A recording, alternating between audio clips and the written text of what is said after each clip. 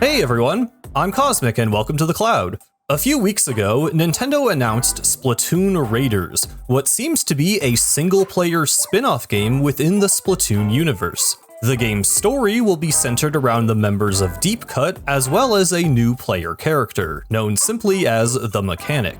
This teaser doesn't tell us much, only giving us a glimpse of the game's premise and a small snippet of gameplay. But this is really huge news, especially for those of us who love Splatoon's single-player campaigns and the series lore. So today, I thought it might be fun to speculate about what exactly this game could be by running through some of my biggest hopes. Let's talk Splatoon Raiders.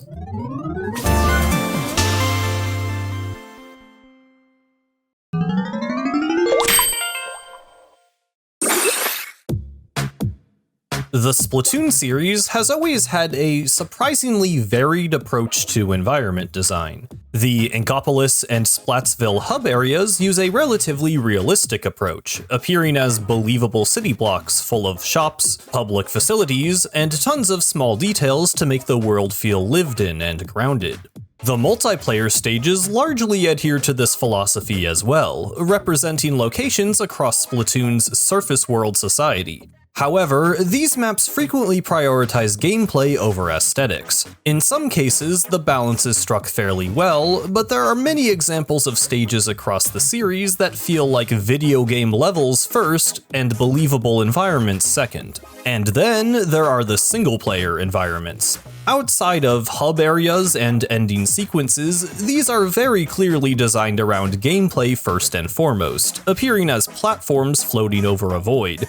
Personally, I think this visual style can definitely work when done well. In Splatoon 1, there was a commendable level of effort put into making the stage terrain varied and detailed, with at least some sort of suggestion for how these hovering platforms could exist in the game's canon. However, as the series has gone on, level terrain has only become more and more simplified, with the most recent campaigns looking closer to 3D Mario Maker stages. There are benefits to these simplified visuals. Nintendo, at least, seems to consider organic level terrain to be a worthy sacrifice if it means they can provide much greater variety in gameplay challenges. But what if that was a sacrifice they didn't have to make? For the first time in the series, Splatoon Raiders will be a standalone single-player experience, unshackled from the restraints of being a secondary mode to Splatoon's multiplayer. The scope of the game is not entirely clear, but if Nintendo plans to sell Raiders at full price on the Switch 2, I think it's fair to expect a significant leap in both gameplay quantity and visual quality compared to previous Splatoon campaigns.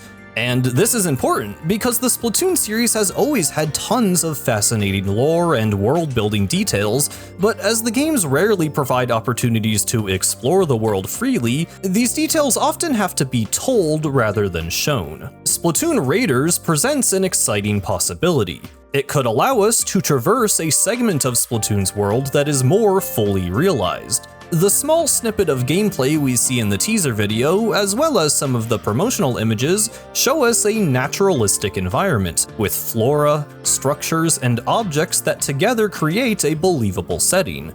It's hard to say right now how much of the game will actually look like this. It's worth noting that other Splatoon trailers have focused on similarly detailed areas, only for most of the actual game to take place on abstract platforms. But if a significant number of environments in Splatoon Raiders were to be rendered at this level of detail, the game could be a massive step forward for Splatoon's greater world building and art direction.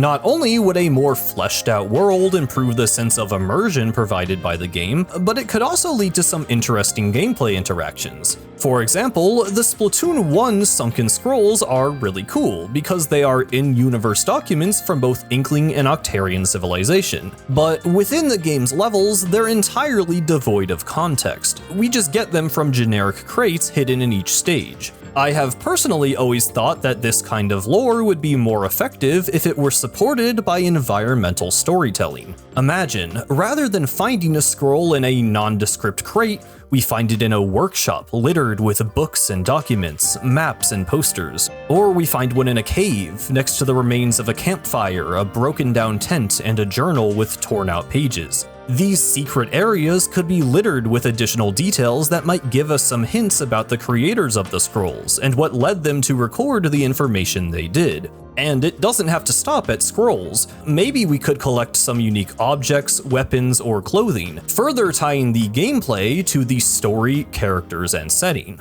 I'm not expecting a fully seamless open world experience, but it would be great to see more environments on the level of the abandoned station from Octo Expansion, which serves the role of being a video game level, but also feels like a believable part of Splatoon's world. It sets the tone of the DLC with ominous details, and provides additional context for the Kamabo Cove facility, immersing players into the setting and helping them better imagine the parts of the deep-sea metro we don't get to see.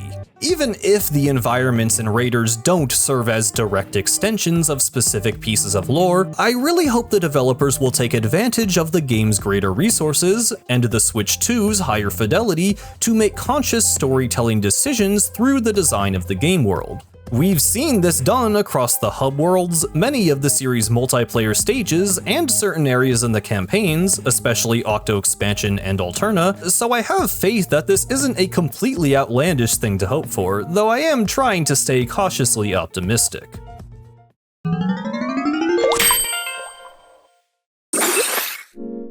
A common criticism of the Splatoon series is that each entry feels too iterative. To hardcore fans, Splatoon 1 feels very different than Splatoon 3, but compared to other major Nintendo franchises, which have explored a multitude of genres, Splatoon's central mechanics and general game feel are nearly identical in each game.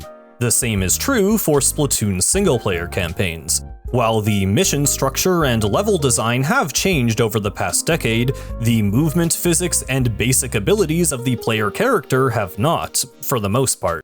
And this makes sense, because while these campaigns do present their own unique challenges and mechanics, they also serve the purpose of teaching newcomers how to play the game. Nintendo has explicitly recommended new players begin with story mode to get a grasp on the controls and playstyles of different weapons. But Splatoon Raiders doesn't have this responsibility. It doesn't need to only use main, sub, and special weapons from Splatoon's multiplayer. It doesn't need to keep the player's movement abilities close to what they are in PvP. It can do anything. That said, Raiders doesn't seem to be straying too far from what we're used to. In the teaser, we can see the player character jumping out of ink as a squid, transforming into inkling form, running around, and firing a shooter weapon. Raiders is clearly using the same base character model and animations from Splatoon 3, and it seems like the basic movement controls are identical. So Raiders will not be an entirely new genre.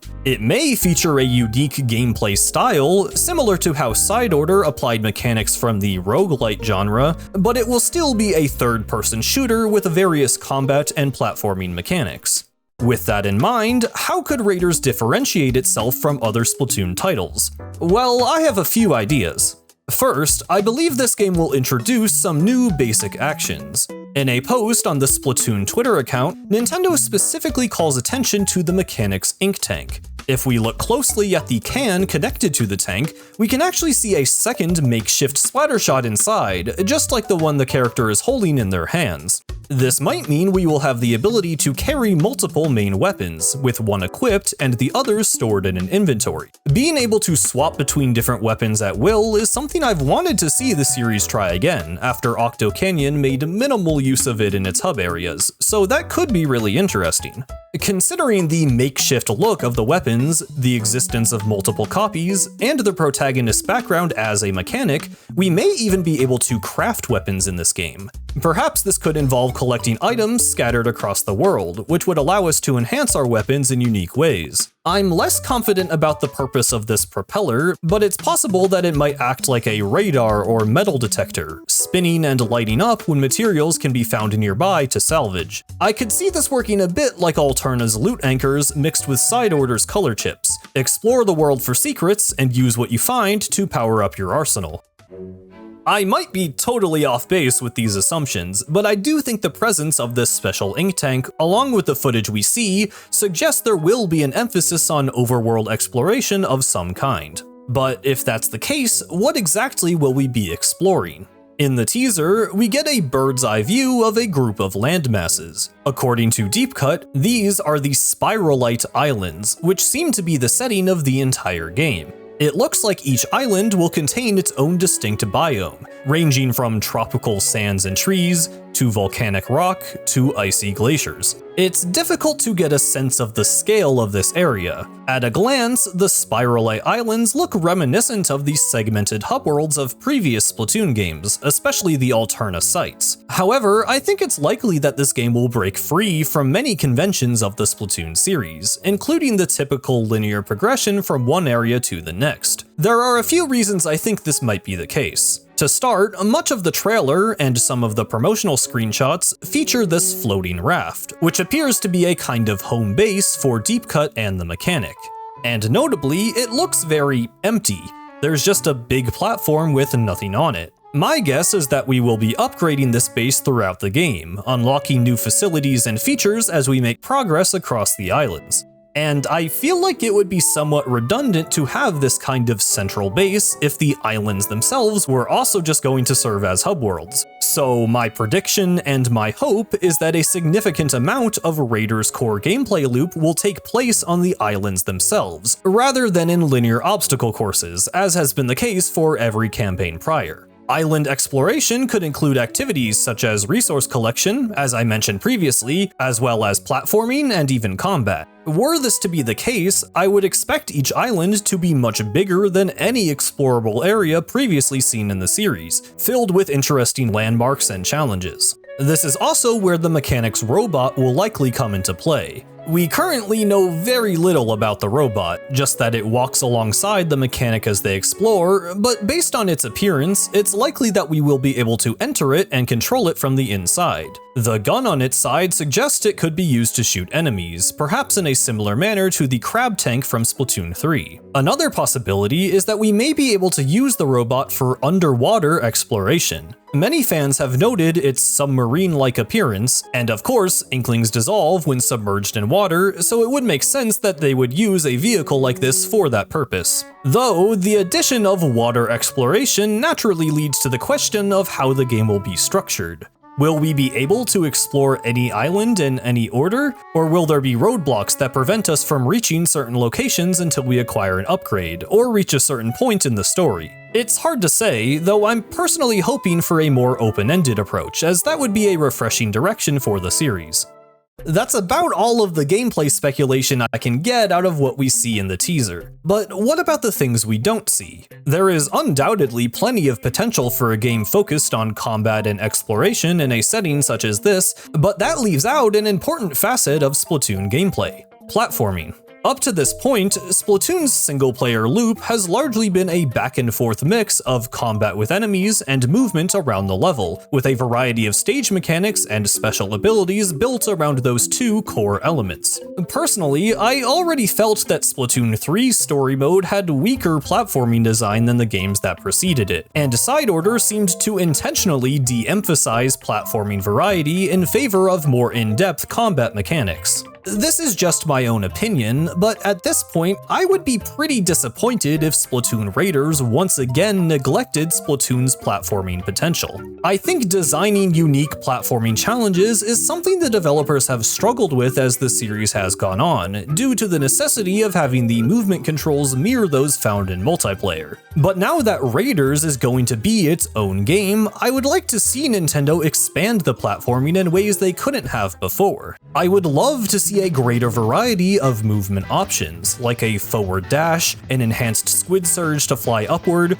or even tools such as a Zipcaster-style grappling hook or a glider like the Pearl drone always at our disposal. These could be excellent upgrades to be acquired throughout the game, but I could also see them being given to us from the start, allowing players to explore these Spiralite Islands through their own combination of these movement mechanics. I don't want to get my hopes too high, as we haven't seen any indication of what Raiders platforming will look like, but it's important to me that it should feel new, and not just like a rehash of the ideas we've been seeing for the past decade. At the very least, if the platforming does follow a similar formula to previous titles, I hope that there will be a significant amount of brand new stage gimmicks and hazards to help this game stand apart.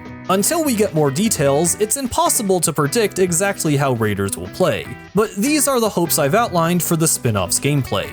New basic actions or abilities, a unique structure for progression with a greater focus on exploration, and unique, expressive platforming. This might be asking for a lot, but Splatoon's single player is in desperate need of a mix-up, and I think these elements are the key to making something truly fresh.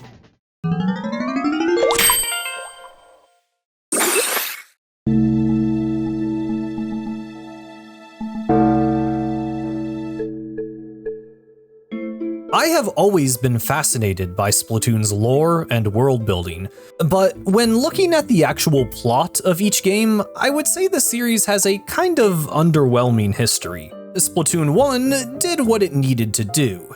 It established the Inkling Octarian dynamic, introduced a few characters, and gave us some great foundational lore, but didn't really tell much of a story. Splatoon 2 seemed to be setting up a more compelling narrative with the Squid sisters' stories, but then the actual game featured about as much plot as the original. Splatoon 3 was the first base game campaign to be more ambitious with its narrative presentation, but it ended up being extremely divisive, with some interesting concepts, but awkward and confusing execution. Splatoon 3 Side Order had some great ideas, but was limited by the format of its gameplay and lacked the space to significantly explore its characters and themes before the story felt like it was already over. The only Splatoon story that is universally considered good is that of Splatoon 2 Octo Expansion. Even then, I would honestly say it gets a lot out of a little. The chat logs were a fantastic way to explore Splatoon 2's characters, and the memcakes finally gave us some insight into our player Inkfish. But even here, most of the meat of the story is shoved away into a menu. The finale of the DLC is incredible, but it is another case where not much happens in the plot until the very end. To be clear, I love Octo Expansion's lore and cast, and they definitely carry this story, but looking purely at the game's narrative, it definitely could have done a better job of providing additional context and exploring certain characters without delegating that information to developer interviews outside of the game.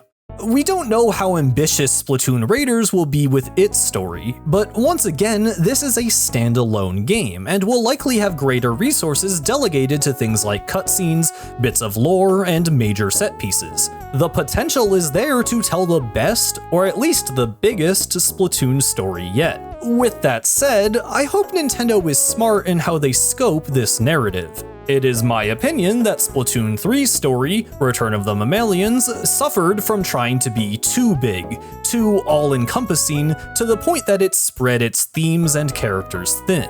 I think a big part of what made Octo Expansion resonate emotionally with so many players was its excellent cast of characters.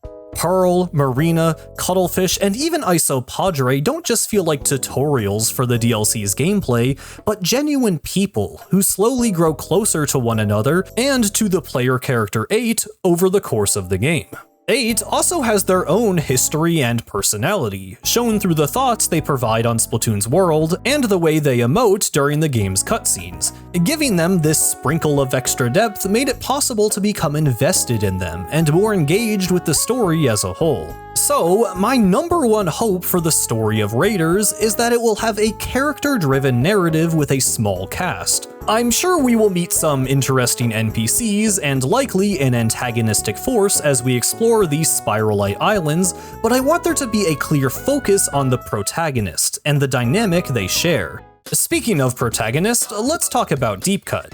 Shiver, Fry, and Big Man have great visual designs and fun personalities, but I have personally always been pretty indifferent to them as characters. Their only proper appearance in a story mode was Splatoon 3's, where they were frankly sidelined in favor of everything else that was going on.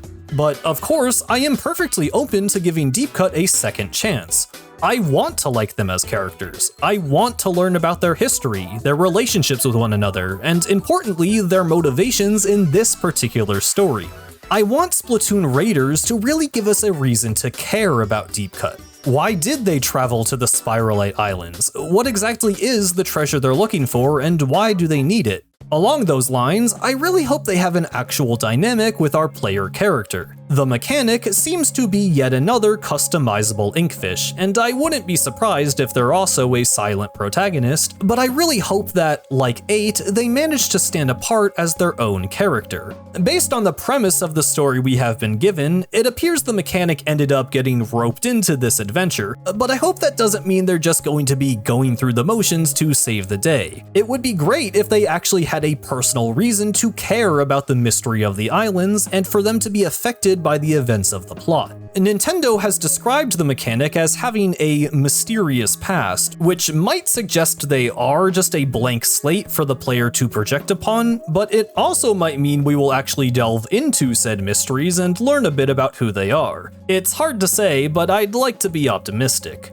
Last, I do have one major concern for this story. I don't know if there's a general consensus on this in the Splatoon community at large, but at least in the more lore-focused circles, there are some strongly held opinions about the non-existence of magic in Splatoon's world. Traditionally, Splatoon has been designed in the vein of a sci-fi universe. It tells a post-apocalyptic story about technologically mutated creatures, featuring UFOs and hover tech, holograms, hyper-intelligent AI, and virtual realities. Beyond surface-level aesthetics, almost everything that happens in Splatoon is grounded by some kind of explanation to justify the why and how. There are a number of exceptions to this rule, and it's not like everything has ever been perfectly explained, but generally, if something were to be at the crux of the story, it would fit within this expectation. Splatoon 3's story, in many ways, broke from this convention, in a way myself and many others found disruptive and confusing. Suddenly, there were prophecies, an unevolved bear that could walk and talk, and magic kaiju transformations in space, all of these lacking a proper sci-fi explanation to justify their existence. I get that to some people these things just make the story more fun, and it isn't worth worrying about the series' continuity, but personally, I really enjoy being able to immerse myself into a fictional setting that follows consistent rules. If the rules are broken, I at least hope there's an explanation why. That's really all I'm saying. I just don't like when story elements feel contrived and random. Cough cough huge fry. If there's going to be supernatural elements in Splatoon stories, it's my opinion that there should be some kind of way to have it make sense within the series' science fiction setting. So why do I bring this up? Well, considering in the trailer we see a supernatural glow emitting from what looks like an ancient temple, which then summons a massive cyclone, and the story is centered around Deepcut, who predominantly featured in the most egregiously fantastical story, and who basically have superpowers, I'd be lying if I said I wasn't a bit worried. The massive cyclone does seem to be at the crux of Raiders' story, so I don't think it will just come out of nowhere, like Huge Fry, but we'll just have to see. I want to have faith in the Splatoon team that they won't make the same mistake again, but I figured it was worth mentioning. In summary, my ideal Splatoon Raiders story would feature a relatively small cast of well-defined characters, a player character who is their own person, with memories from their past and a goal for the future, and lore that is consistent with the rest of the Splatoon series. In my opinion, these three things are what Raiders must do to tell a good story. I'm not confident the game will adhere to all of them, but I really want to believe better Splatoon stories are not an impossibility, and I would love for this game to at least be a step in the right direction.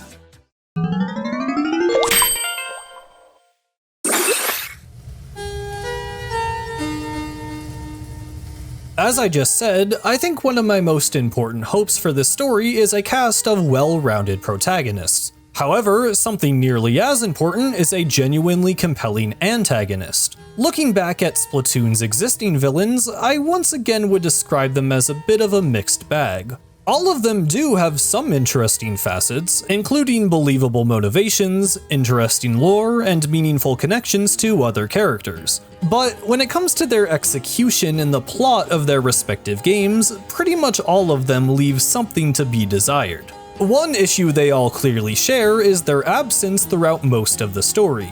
DJ Octavio has about 3 lines of dialogue before appearing at the very end of Splatoon 1, and has even less of a build-up in Splatoon 2. Mr. Grizz appears in a few radio calls in Return of the Mammalians, but these really don't give us anything in terms of his lore, his motivations, or his plan, making them pretty meaningless and leaving the ending of the game simultaneously feeling bloated with exposition while also failing to answer important questions. Order is arguably better in this respect, first appearing at the end of Side Order's tutorial, getting some exposition from Marina, and having tons of dialogue in the post-game, but it still barely interacts with the protagonist until the credits are about to roll.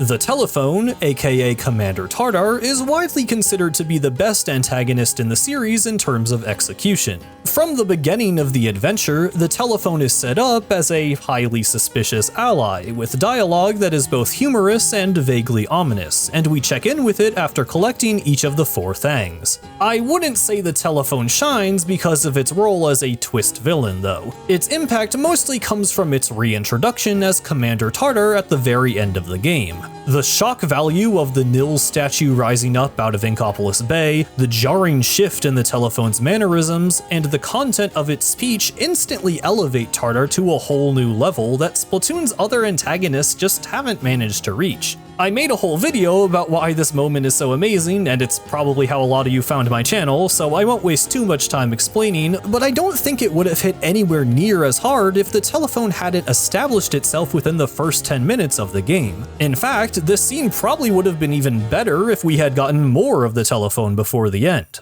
So first and foremost, I want the antagonist of Splatoon Raiders to be present. I don't want a character who shows up at the end of the game, bluntly explains its plan to the heroes, then blows up. Give them a proper backstory, give them a compelling motivation, and allow them to have meaningful interactions with the story's other characters. That is what I want to see. Assuming, of course, that there will be an antagonist. We know basically nothing at this point, but the cyclone could just be some kind of natural disaster. I mean, it doesn't look natural exactly, but it's possible that the flash of light that summons the storm is somehow a consequence of past events and not the result of a plan being consciously executed by an individual. Essentially, the enemy of the game may be more a force of nature rather than a person. It's too early to say for sure either way. We do have one thing to go off of though. The teaser ends with an extremely short glimpse at what appears to be the eye of a realistic-looking squid. The most obvious conclusion we can draw from this clip is that, at some point in Splatoon Raiders, we will be encountering and likely fighting a giant squid. It has been stated in developer interviews that other species of squid besides the Inklings, including non-sapient squids similar to those in real life, still exist in Splatoon's world. So it's entirely possible that giant or colossal squid would be one of those surviving species, and that they may play a role in Splatoon's modern-day ecosystems. Whether or not there exists a sapient variety of giant squid that may serve an antagonistic role in a Splatoon narrative is a different question entirely. But all things considered, it doesn't seem that far-fetched. We've seen a wide variety of sapient creatures in Splatoon's world, many of which look closer to their real-life inspirations than the humanoid Inklings and Octolings, though it's also possible that the giant squid may be more like animalistic predators rather than intelligent soldiers like the Octarians or Salmonids. Predicting anything further about the antagonist backstory is not something I plan to attempt in this video, we simply don't have enough information. However, I would like to talk about enemies through the video game definition, because, knock on wood, it seems like we are truly, finally done fighting the Octarians. After 2 campaigns battling against the typical variety, then 2 more campaigns against recolored versions, it seems like the series is finally ready to stop relying on Splatoon 1's bestiary of enemy designs. Of course, we have seen other examples of enemies in the Salmonids and Gelatins, with the former serving as mobs in Splatoon's Horde mode, Salmon Run, and the latter appearing in the most recent single-player excursion, Side Order. The Salmonids presented a unique take on Splatoon combat, serving as enemies that relentlessly hunt down players in large numbers. The boss Salmonids especially lead to dynamic interactions due to them requiring specific strategies to be defeated, including having them damage one another. The gelatins similarly feature designs that synergize well and make a lot of sense within the gameplay and story context of Side Order. However, there is a lot of overlap with existing enemy types. The basic variants have very similar movement and attack patterns to the lesser Salmonids, the towering Noblemente is very similar to the Stinger, and the panicking Alamambo is straight up a reskinned Tentacook. I'm glad we weren't fighting literal Octarians in Side Order, but to me, these enemies feel more like a half-step rather than a truly unique take on Splatoon gameplay. So not only am I excited to see a new antagonistic force in Splatoon Raiders' story, but I'm hoping to see an innovative set of enemies that introduce a new flow to Splatoon combat. I'm sure some staples will return, for example a basic enemy that fires low damage shots, an enemy that can snipe you from long range, and one that can fly, but I also think Raiders could take a page out of the Boss Salmonids book, with enemies that have lots of HP, unique attack patterns, and that require more in-depth strategies to take out.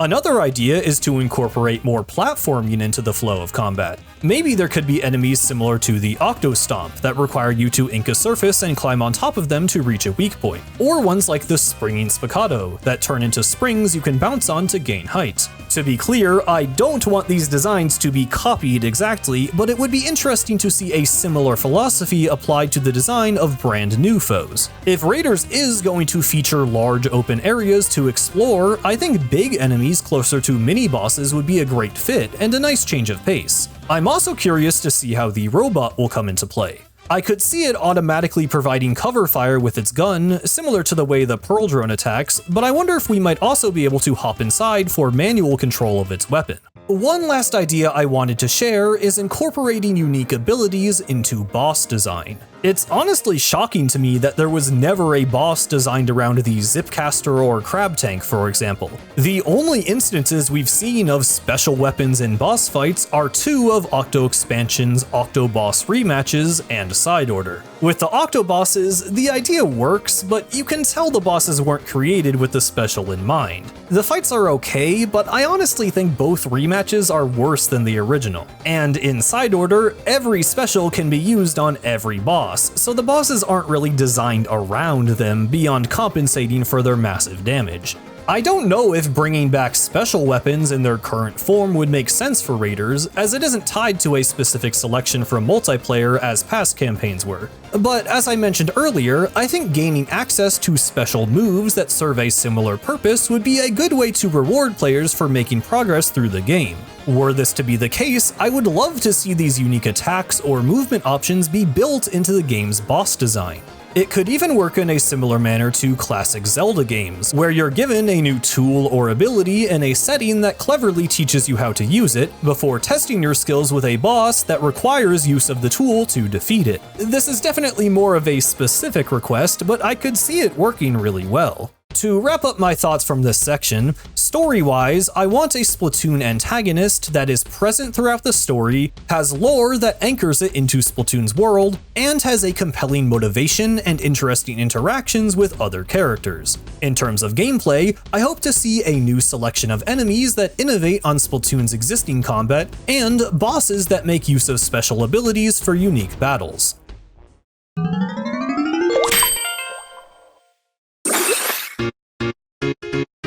Last but not least, I want to talk about story presentation.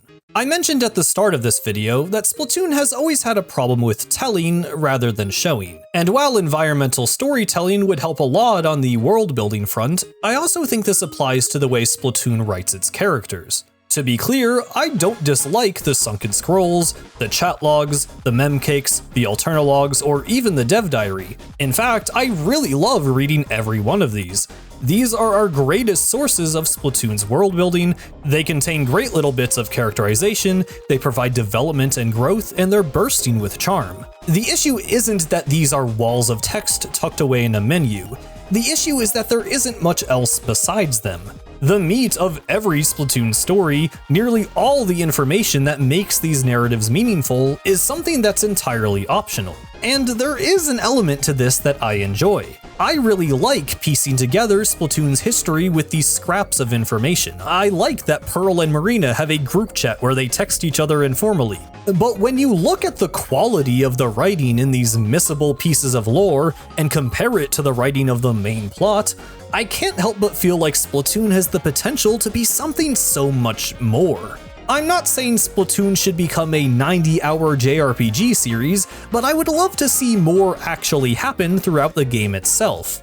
If you ask me, the worst examples of Splatoon storytelling are the radio calls. Splatoon 1 used these purely as an economical way to progress the plot. Rather than produce a whole cutscene where Cuttlefish gets abducted by DJ Octavio, they could just throw in a few lines of text to imply that's what happened.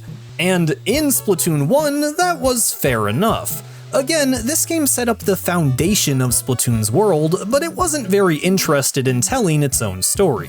However, the radio calls returned in Splatoon 2, where they were just about as meaningless. Really all they managed to accomplish was setting expectations too high by making the player think Callie genuinely betrayed Marie just for her to end up being mind-controlled. Outside of boss fight introductions, we barely got anything resembling an actual cinematic cutscene until Octo Expansion.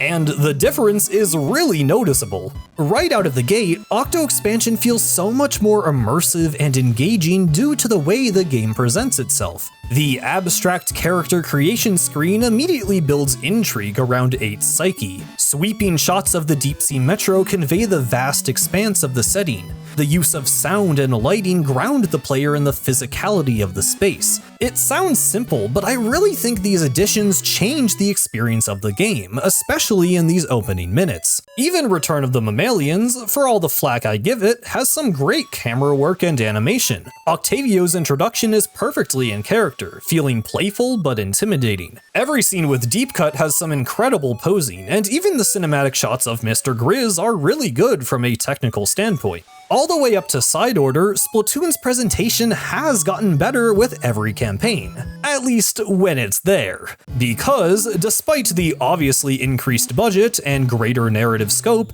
Splatoon 3 still falls back on radio calls and walls of text. I have to imagine the devs see this as some kind of cute tradition at this point, but I really think it harms the execution of the story. The same goes for the weird trend of reusing the exact same animations for the intro and post-game cutscenes. I get that they have to cut corners somewhere, but this is such an obvious place to be doing so, and it just ends up looking lazy. It has gotten so much better, but presentation is clearly not the priority, even in the most recent games. So what does any of this mean for Raiders? Well, I don't know. Maybe the story presentation won't change much at all. But if it were to be improved, here is how I would do it. For one, straight up more cutscenes. More fully animated scenes means more opportunities for characters to emote and interact and do interesting things. I'm normally not one to argue that more story automatically equals better, but if it means elevating this to the level of this, I think it would be worthwhile. Let's use some of that world building, let's see some more of these locations, let's explore these characters in the present moment. Of course, I don't just want a bunch of elaborate cutscenes that boil down to Shiver, Fry, and Big Man telling us where to go next, but that's where the character-driven story comes into play. I think the perfect balance, for me, would be to have, say, 5 to 7 conversations between Deep Cut, each about the length of an Octo Expansion chat log, but fleshed out into a fully animated scene. This would allow for more nuanced storytelling through character expressions, framing, and camera movements. It would do so much to make the characters feel alive, to make the setting more tangible and dynamic, and to really get players invested in the adventure. And I don't think it's that far-fetched. I know this isn't the priority for Nintendo, but Splatoon isn't Mario. The characters and continuity of the series are a massive part of its appeal. The potential is there, and with the single player finally being the focus of the game, I have hope that they'll go all out. Funnily enough, the use of subtitles in the teaser actually gives me some confidence. Several recent Nintendo games use advanceable text boxes for dialogue that occurs during gameplay and switch to subtitles for major cutscenes. This is probably just me coping, but I feel like they wouldn't bother developing a distinct text format just to use it for like the opening and ending cutscene. Previous games just stuck to text boxes after all. Of course, I could be totally wrong, and this is just how all the text appears in this particular game, but regardless, these subtitles do make the cutscene look better than if they had used text boxes, which shows that improving story presentation is something they're thinking about on some level. No matter what, I'm considering this a win, and you can't take it away from me. One last thing, the player character. I want the mechanic to be animated with personality. I already touched on this in terms of writing, but another great way to distinguish the mechanic as their own character is for them to move, act, and emote in their own way. No more blank staring during cutscenes. Be like 8, they did good that time. Outside of story cinematics, I would also just like to see the character be more animated in general. Splatoon's stage clear screens have always been a bit too basic for my taste. I would love to see something along the lines of like Shadow Generations rank animations but with a Splatoon character. Even if the mechanic isn't that deep of a character, I at least just want them to be cool. Give me some hype moments in Aura, Nintendo. We need more badass cutscenes to feed us for another 5 years. In summary, what I hope to see is a larger quantity of in-game cinematics, animation that conveys character through nuanced movements and expressions, and a player character with personality. That's everything I have to say about Splatoon Raiders for now. Some of the things I mentioned in this video might make it sound like I'm setting my expectations too high, but I really can't emphasize enough that every previous Splatoon campaign was only a side mode to the entire game. Raiders is, for the first time, a Splatoon story that will stand on its own 2 feet, and Nintendo is likely to sell the game at full price. I think we can say with confidence that Raiders will be the biggest Splatoon single-player experience yet. I don't want to set myself up for disappointment, but it's hard not to be excited. But let me know what you think in the comments. What are your biggest hopes or biggest fears for Splatoon's first spin-off? Are you as excited as me, or are you tempering your expectations? I'm interested to get a grasp on the community's thoughts as we await more news. I wanted to get this video out sooner, but unfortunately I've been pretty busy over the last few weeks, and in most of my free time I have been absolutely consumed by Deltarune brain rot to the point I can barely think about anything else. So thanks for bearing with me, and thanks for watching to the end. This has been Cosmic, farewell.